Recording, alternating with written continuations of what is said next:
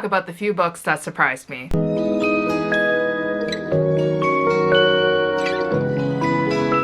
Hi guys, welcome back to the channel. Now for today's video, I thought that I would talk about a few books that managed to surprise me. They surprised me in a positive way, meaning that I walked in with very low expectations thinking that I wouldn't like the book, maybe because I read this author before and I didn't like their previous works, or maybe the synopsis and tropes weren't really my taste, but I ended up reading it anyways and it ended up being better than I thought. So here are the few books that you might want to add to your TBR as well. So the first book that I have here is this one called The Decoy Girlfriend by Lily Val. Now this is an author that I've read before. I enjoyed her previous work and that's why I wanted to order her latest novel called The Decoy Girlfriend. But there was something that was holding me back when I was placing the order, and that's the fact that this book is actually a celebrity romance. I don't like celebrity romances because I feel like it's very superficial.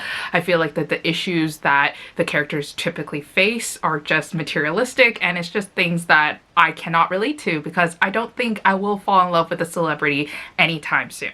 So I walked in with very low expectations for this book. So this one follows our heroine who really looks like a celebrity, and she pretends to be the celebrity so that she can live like a glamorous lifestyle. So she gets free perks, she gets to cut lines, she gets free gifts and things like that. And then that's only until the jig is up and when the real celebrity catches her.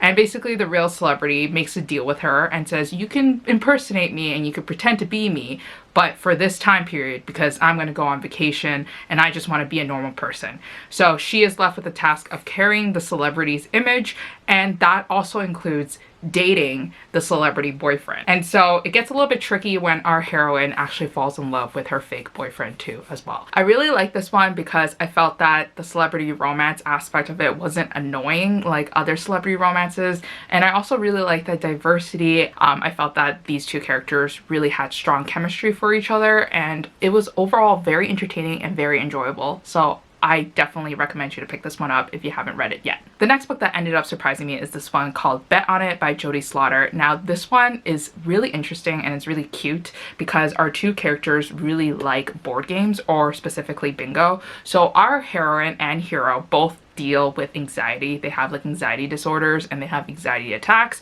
and these two characters actually meet in a grocery store when unfortunately our heroine's going through an anxiety attack, and he basically walks her through it and comforts her and stays with her so that she doesn't have a complete mental breakdown in a public setting, which I found really sweet and very adorable. Little does he know that our heroine actually plays bingo with his grandma, so that's how they meet again outside of the grocery store.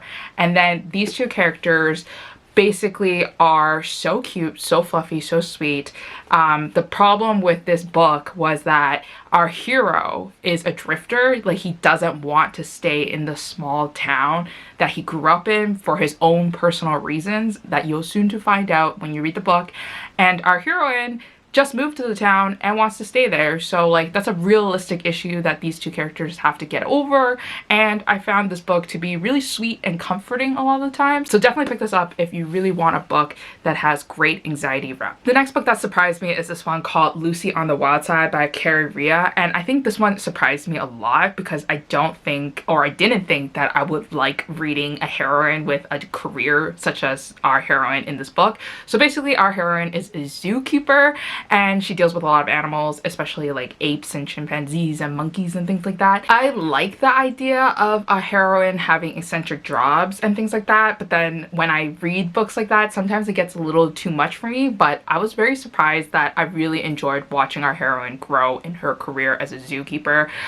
So basically what happens is that she is going to try to become like a senior full-time zookeeper, and the only person that's standing in her way is a rich celebrity zookeeper's son. So think about like a really famous environmentalist who cares a lot about animals, and then their son is like always in front of the camera growing up on those documentary shows, on the Discovery Channel shows, and then now he's like in normal life in a normal zoo. And so they butt heads a lot. It's enemies to lovers romance, and there was a lot of angst and tension in this book that I also didn't expect to as well. It pleasantly surprised me, and I can't wait to pick up more of Carrie's books in the future. So the next book that did surprise me very positively is this one called The American Roommate Experiment by Alina Armas. Now, I was one of the very few, or maybe a lot, of people who didn't like The Spanish Love Deception. I thought it was an okay average read. I didn't really buy into the hype of the book when it first came out, and when I read it, I was just like, okay, that's good, but it's like not that amazing. But I nonetheless picked up this book because I am on the bandwagon of checking out really popular romances. Now, this one surprised me not because the writing was really good or the character development was really good or just overall like the plot and the storyline. It surprised me because this book managed to convince me to fall in love with friends to lovers romances.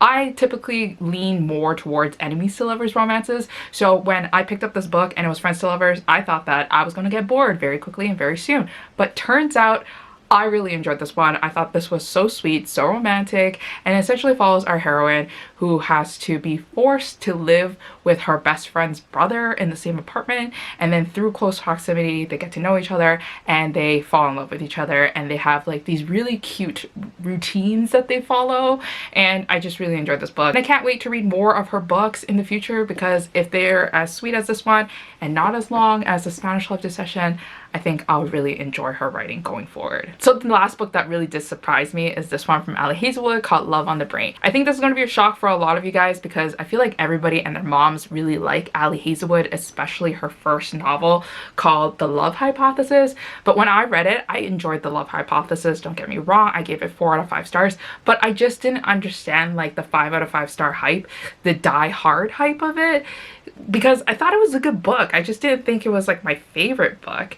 So when I picked up Love on the Brain, I was kind of like very skeptical of it again because there was getting a lot of hype again, there was getting a lot of marketing, a lot of publicity, but I still wanted to read it because I am on the bandwagon forever.